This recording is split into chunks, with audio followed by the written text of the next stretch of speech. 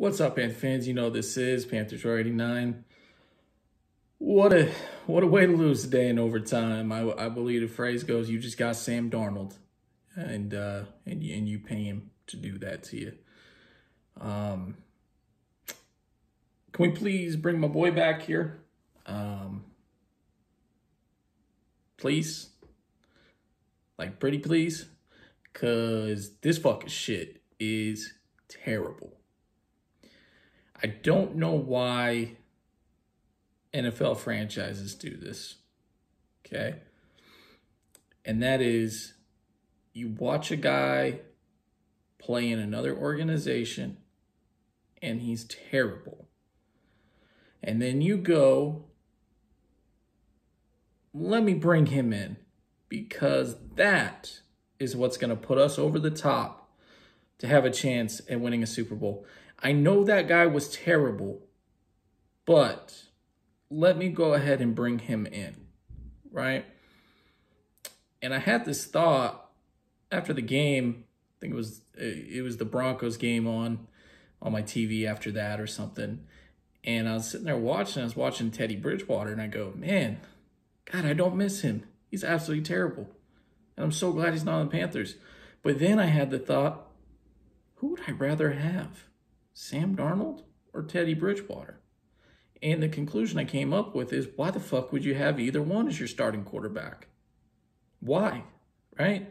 Like, if you're the Donkeys and you watch Teddy Bridgewater's film last year, you would go, I don't want that guy as my starter, right?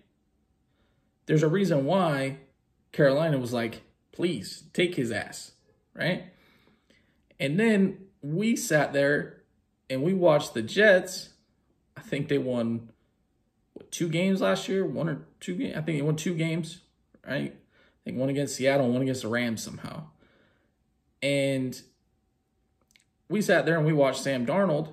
And also you can look at his previous year's film and go, okay, this guy has some arm ability, some running ability, but is a horrible decision maker. Absolutely horrible decision maker.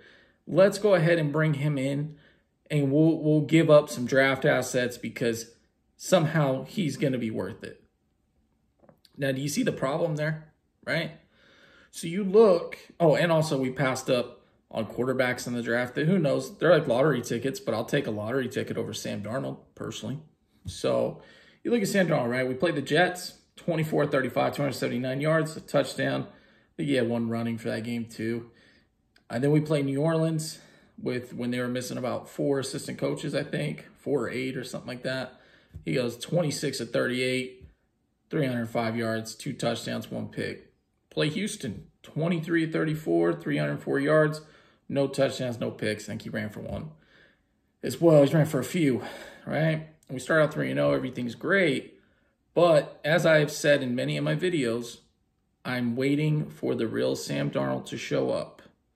And I know that day's coming, right?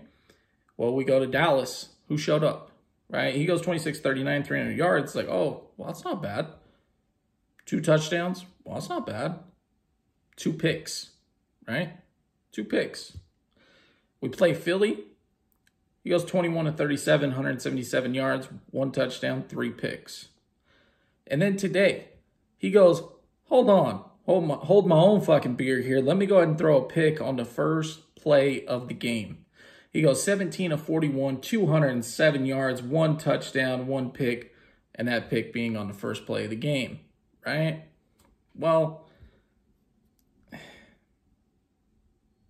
there's just no way to put this other than this. He is a terrible decision maker. Terrible. Absolutely horrible at it. Can't fucking read a book. Period.